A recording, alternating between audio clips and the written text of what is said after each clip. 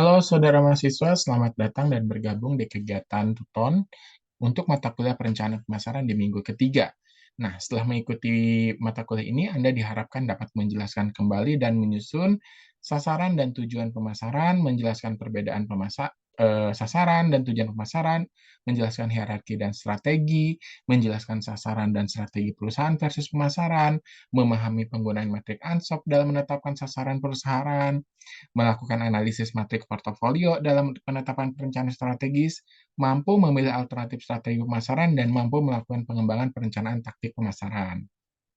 Nah, sumber belajar utama kita adalah dari modul 3. Jadi kalian silahkan lihat RAT-nya ya. Nah, pada sesi ini selain ada diskusi yang harus Anda ikuti, yang harus Anda aktif, ada juga kuis yang tersedia dan Anda wajib mengerjakannya karena itu semua akan mempengaruhi nilai akhir Anda gitu ya.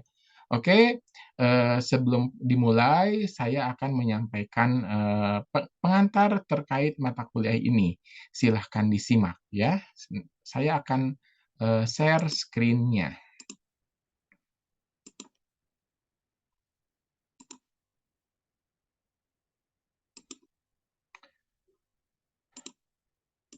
Oke, inisiasi ketiga kita adalah mengenai penyusunan sasaran dan tujuan pemasaran, gitu ya. Kompetensi umumnya dapat Anda baca di sini, gitu ya, termasuk kompetensi khususnya seperti yang saya sampaikan, gitu ya. Nah, sumber belajar tadi sudah saya sampaikan, gitu. Tambahannya Anda bisa membaca marketing plans, how to prepare them, how to use them dari Malcolm McDonald dan Hugh Wilson, edisi ke-7 tahun 2011. Oke, ke materinya ya. Apa itu sasaran? Sasaran adalah apa yang hendak Anda capai, sementara tujuan adalah sasaran Anda dalam bentuk yang lebih detail, yang merupakan langkah-langkah aksi. Baik sasaran maupun tujuan harus dibatasi oleh waktu. Kapan sasaran dan tujuan itu kapan untuk dicapai. Nah, dengan waktu ini Anda akan lebih terorganisir lagi gitu ya. Nah, ada tingkatan strategi ya, dalam penyusunan sasaran. Yang pertama, manajemen strategi pemasaran. Yang kedua, strategi pemasarannya. Yang ketiga, taktiknya, gitu ya. Nah, untuk mengembangkan manajemen strategi pemasaran, Anda harus dapat menggunakan matriks portofolio produk yang mengukur produk berdasarkan kekuatan bisnis dan daya tarik pasar. Nah, sasaran pemasaran. Apa itu sasaran pemasaran? Kan tadi ada ya, kita penyusunan sasaran dan tujuan pemasaran. Jadi sasaran pemasaran itu apa? Sasaran pemasaran adalah ukuran kuantitas dari apa yang dijual, dari produknya itu sendiri, suatu organisasi kepada yang dijual atau konsumennya. Nah, sasaran perusahaan gitu ya, ada sasaran pemasaran, ada sasaran perusahaan. Kalau sasaran perusahaan itu merupakan tujuan didirikannya perusahaan tersebut, dinyatakan dalam besaran profit biasanya gitu ya. Nah, tadi sudah disampaikan dalam konsep ini ada namanya matrik ANSOP yang dapat digunakan untuk menetapkan sasaran pemasaran. Matrik ANSOP ini seperti ini, gitu ya. Ini adalah kondisi pasar, gitu ya, peningkatan adanya kebaruan di pasar, dan ini ada teknologi. Jadi bagaimana ini keadaan pasarnya terkait teknologi yang ada di pasar, gitu ya. Ketika terjadi kebaruan, artinya ada teknologi, gitu ya, ada juga teknologi, terus ada juga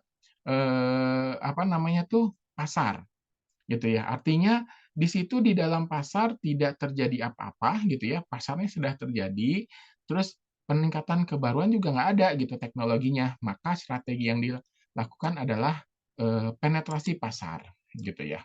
Nah, di sini matrik ANSOP gitu merupakan sarana yang membantu dalam menetapkan pasar sasaran.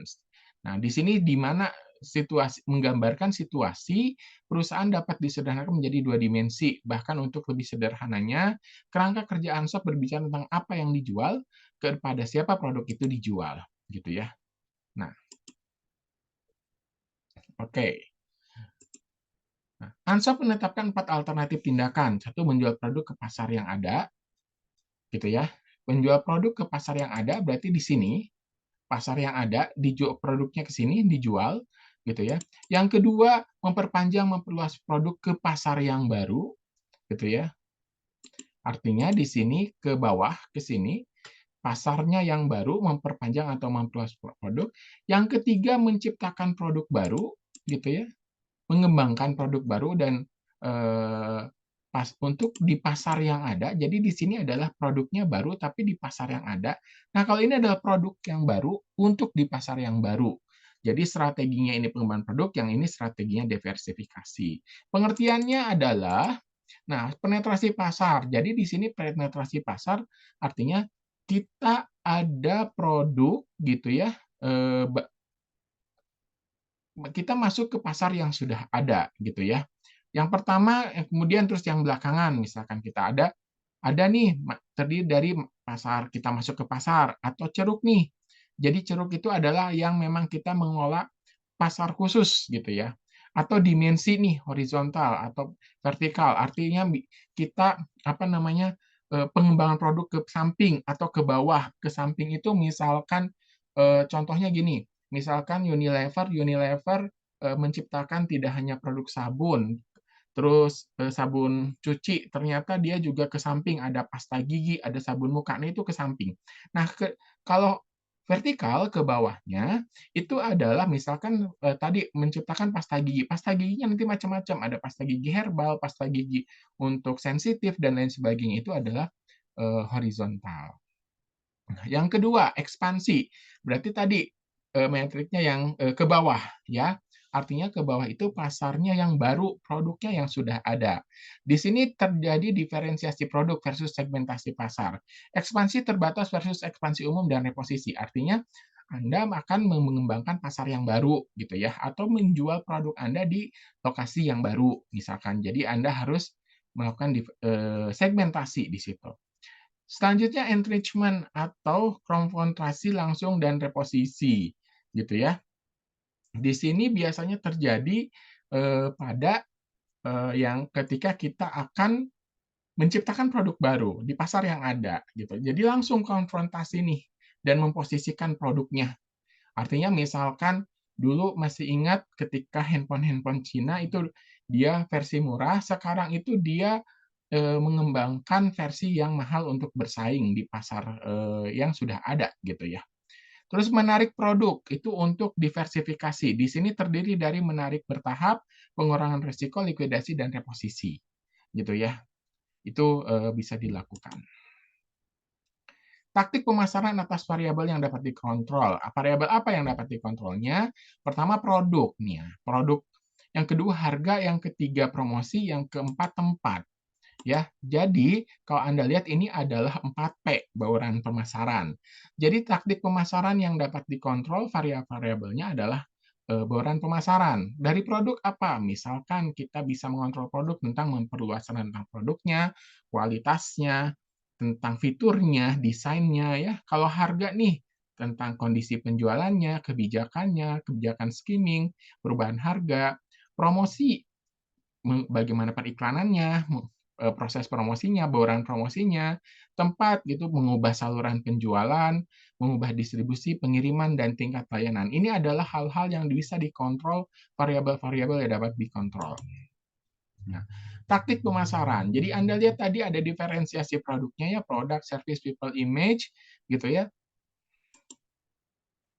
Produk, service, people, image, ini adalah diferensinya dari sisi produk, dari jasanya, orangnya, image-nya, bagaimana posisi kita gitu ya di produk kita. Terus bauran pemasaran tadi yang 4P ya, produk, price, place, promotion yang ini nih ya. Terus penjualannya, fiturnya, selling-nya, benefit-nya, solusi dan selling-nya. Nah, itu video pengantar sekilas mengenai materi ini. Jangan lupa Anda diskusinya untuk dikerjakan gitu ya. Nah, sekian dari saya, sampai bertemu di sesi selanjutnya. Selamat mengerjakan diskusi. Terima kasih.